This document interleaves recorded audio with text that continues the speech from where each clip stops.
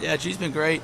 I think he sets the tone for the unit. He's been here for quite a while. He knows what it takes, right? So I think he sets the tone as far as details and preparation and effort and toughness, and everyone's got to follow.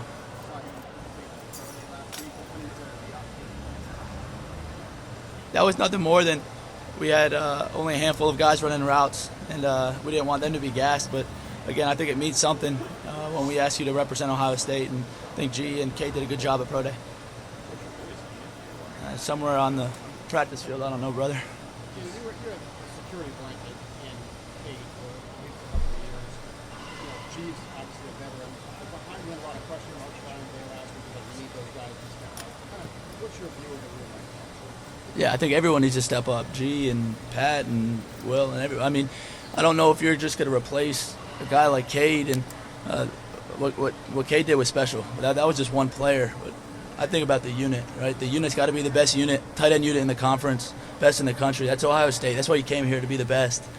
So I don't know if just one person is gonna step in and beat Cade Stover. I'm not asking them to do that. I'm asking the whole unit to be the toughest unit on the team, hardest working unit on the team, and I think we'll like our results. Yeah, just like the rest of the unit. My challenge for Jelani, let's be the toughest dude on the field, hardest working guy, and I think Jelani's gonna love the results if he does that. What kind of roadblock you ran into last year? He lost his black stripe from the earth. Yeah, I don't know if there's any roadblock. I mean, Well, just progress standpoint. What do you see in him now? no, I think he's working really hard. And again, the first thing is to know what to do, and then you got to know how to do it. And then the third part is why to do it. And I think right now Jelani's been the best Buckeye he's been. Right, he's making plays. And again, Tim, I'm going to go back to the entire unit's got to be the toughest unit on the team and hardest working, whether it be Jelani or anybody else in the unit. How long did it take for Will to transition here, and how is his practice? Yeah, he still is transitioning, and I think it's a credit to the guys that he had down in Athens. Right, this transfer portal is strange because there's so many unknowns, and you go in there and you don't. We're in the bowl prep. I don't have any time to get to know Will really, so you're going off of what you see on film, and you got to trust that. And he showed toughness, and then the next conversation, Sam Wiggs calling me and saying, "Key, you love him, right? He's tough, and you could coach him hard." And then the last part is he was coached by one of the best tight end coaches in the country, and Brian Metz. So we kind of thought going in he would transition like he has, and he's just putting down his head and working. I'm really pleased. Again, I think right now he's thinking about, okay, what do I have? I see the signal, okay, what do I have again? Right? Because it's new terminology, new signals, and then the next step's going to be, okay, how do I get that job done? And then that last piece, hopefully we can get there, is, okay, why am I doing this? How do I fit into the concept? Yeah. No, I'm really proud of how Bennett, reacted. He couldn't play on Saturdays, but every day he went to work and going up against Jack and JT and the boys down at, the scout team. I think a lot of people would have tucked their tails and ran, and again, it's a credit to how he was raised with Bill and Sandy and the coaches he's been around. I think Bennett handled it well and developed. Yeah, I hope. That's why he's here. He's here to be the best tight end in the country, period. That's why he come to Ohio State. I don't care if it's Bennett or Jace or Will or whoever it is. The guys I recruit, you come here to be the best tight end in the country. That's my expectation for him and everyone else in the room. What's it been like Chip? You've been with him long enough to get a sense of what makes him fit. Sure. Yeah, it's been awesome, to answer your question. He's been really, really neat because the offense hasn't changed, right? This has been Coach Day's offense and Chip Kelly's offense is the same offense. It's kind of neat going back to the roots and the origin, maybe understanding a new twist or why he called it how he did. And it's been great for the tight ends. I'll leave it at that, not to get too much in the scheme, but we've definitely benefited, and me personally, learning every day.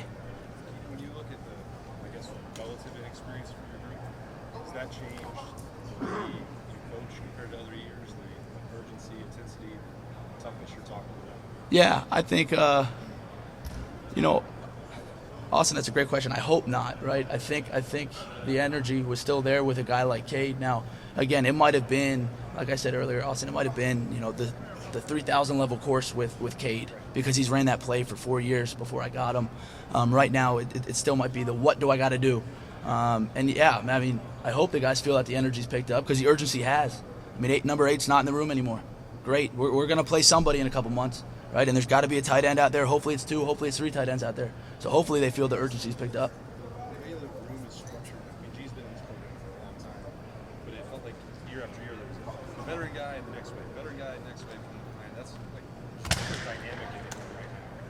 does that mean you have to provide more leadership for the guys? You know what I mean? Does that have to come more from you to set the tone, or is that just G's job, even if he's not the one?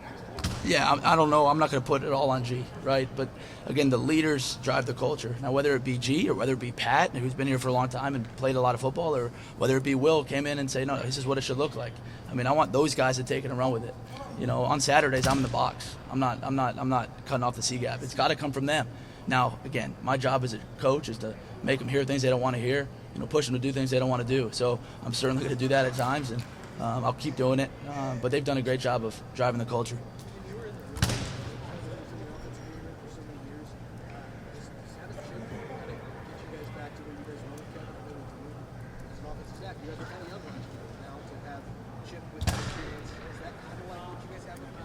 You know, some similarities, and I think the comparison is that we're talking about Kevin Wilson and Chip Kelly are two of the brightest, you know, minds in offensive football in the last several decades. So I think there's some similarities there.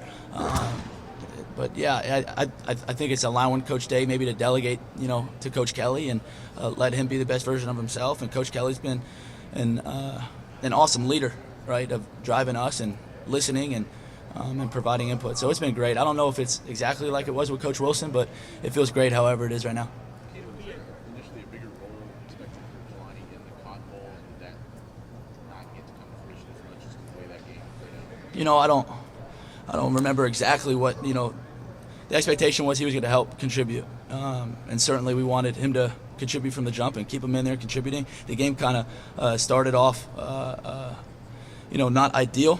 And we had Cade in there, and you know, that was his last game as a Buckeye, so we felt comfortable riding out with him. But I think Jelani and everyone else is kind of focused going forward. Did you guys see things from like during the old prep that was a step forward? Yeah. Oh yeah. Yeah, he's definitely takes that forward for sure. You are painting an ideal situation. What is the depth like?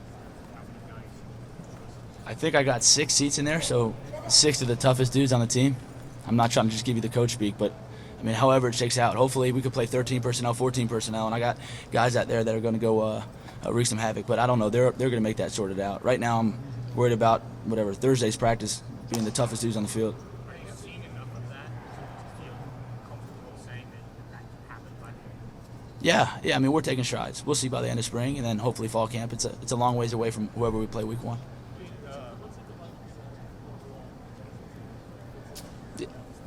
Yeah, it's been great. It's been great. Punt return and kick return, and getting to coach other positions too, right? I mean, special teams comes down to technique and effort, right? And that's the ultimate test of the brotherhood. And no one signed up to be a Buckeye to be on punt return. They want to be first round this, first round that. So it's been awesome getting involved in that. Oh yeah, we're working quite a few guys back there. We got some options, so yeah, it'll be fun. You guys been thinking about putting Jelani in there, maybe having a bigger role in the conference. What does he give you guys that would maybe unique in comparison to what he has? I mean, he had more time, right? Just because we have that whole month of kind of December for development, and you know, the bowl prep's a lot like spring ball in that he has those 3 or 4 weeks, you know, to get the reps he wasn't getting during the year because Cade was taking them, right?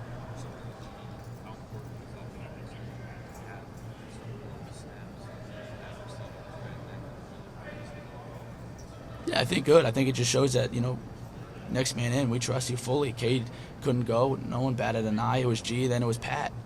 Period. We called their offense. There's no modified offense or anything like that. So to put our trust in him, and he went out and made a lot of plays, and both those kids played really well. I think that helps with the confidence for him and us, and really good. When you look at G now, this would be a facetious question, but when you see a tight end, you understand what I'm saying? A couple Yeah, I years see ago- tight end.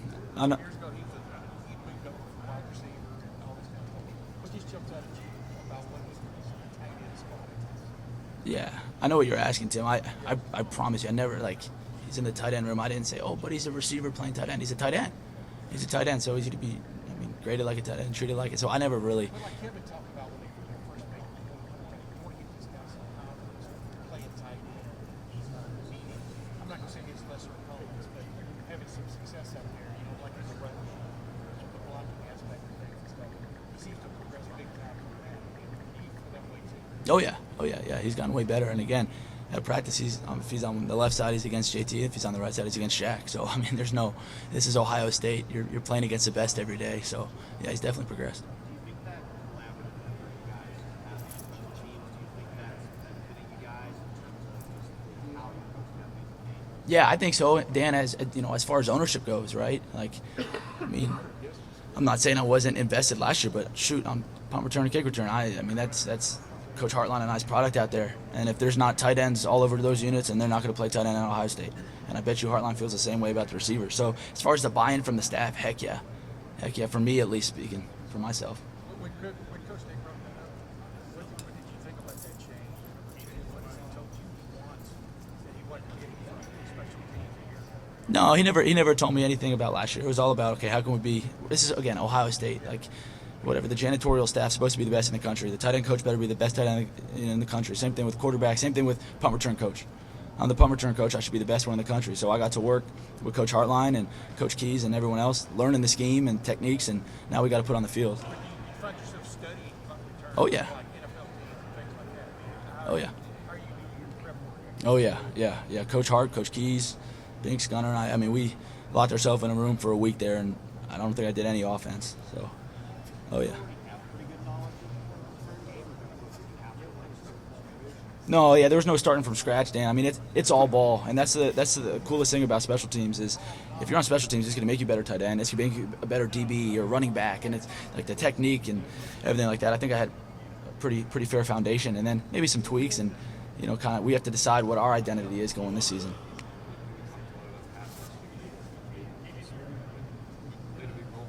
Oh yeah.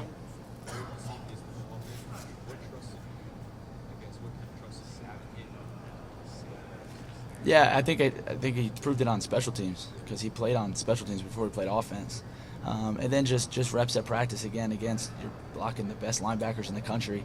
It doesn't matter if you're a 5-star or if you're a walk-on, but to that point, I think sometimes there's a mentality of, oh, but he's just a walk-on. That does not exist with Pat. It went out the window once he started playing. Almost 11:30. Oh yeah, they know. I think everyone in my room knows, and guys I talked to on the recruiting trail. Cade went down, and it was G, and then Pat was right in. I didn't bat an eye. I'm gonna put the toughest dude out there who goes the hardest. Right? I don't care if you're from Ohio, your dad's a Buckeye, if you're a walk-on or a 5-star, whatever's gonna help us win. Yeah. Yeah, we can. I mean, with Max and Toe, it's FaceTimes, and it's encouraging them to get here and watch practice so that when they get here right after graduation, we could hit the ground running. But, yeah, as much prep work as we could do on the front end with, sending them tip sheets and that sort of thing. With technology nowadays, COVID, we had to do it. So, yeah, we could get to work right now. Two more questions, folks. With the special teams question, the collaboration that you guys have, it's 3 people in one room. How does that work semantically where you guys are all putting your heads together to get one idea? Just how does that play out in the room? Yeah, luckily, it's Coach Hart and I, and that guy. We see each other every day for the last 8 years, and luckily I worked 4 years with him, so that's so organic. Hart and I just kind of bounce each other thoughts off each other. We could read each other's minds by now. I think that's how close we are. So it's really organic in there, and then Coach Keys does a great job of kind of setting the direction, giving us some expertise, and we just kind of have a flow off each other. Have you seen the guys react to that when you're coaching special teams? Yeah, I think they like it because the accountability. Again, if my tight ends aren't on punt return or kick return, they're not playing tight end, and they know that. So I think across the board, it gives us a platform to coach other positions. In a time when transfer was so big, a guy like G probably was left multiple times in front. What does that do to the room to have a guy like a leader just so steadfast, like I want to stay here, make it back?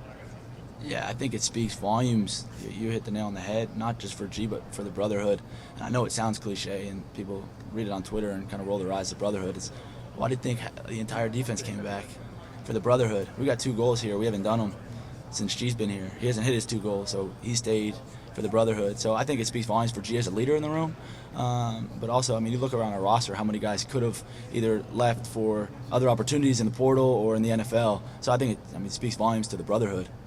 Is it different at tight end with the transfer portal maybe because for some positions it's such a development position at tight end where you have to develop run blocking, you have to learn the passing game. Is it different trying to keep kids around maybe in the portal era at tight end? Yeah, maybe it is, and I haven't really thought about that because it's still so new. I think you got to be so honest in recruiting, right? If you think I'm going to walk into a living room and say, "Come be my starting tight end next year," you're crazy. You're crazy. Now, come prepared and get to work before you get here, and I'm going to give you the opportunity to. Again, to your question earlier, I don't care if he's a senior or a true freshman. If you could play, you could play. Period. I can't wait. Give me a true freshman who could play tight end. This is Ohio State. You got to block Jack and JT, and then you're dog tired. Next play, you're getting covered by Downs and Lathan and all those guys. Are you kidding me? What is this, NFL? No, it's Ohio State, right? So, yeah, I think it's a little bit different, but you got to be honest on the front end. Keenan, thank you very much. Awesome. Thanks, guys.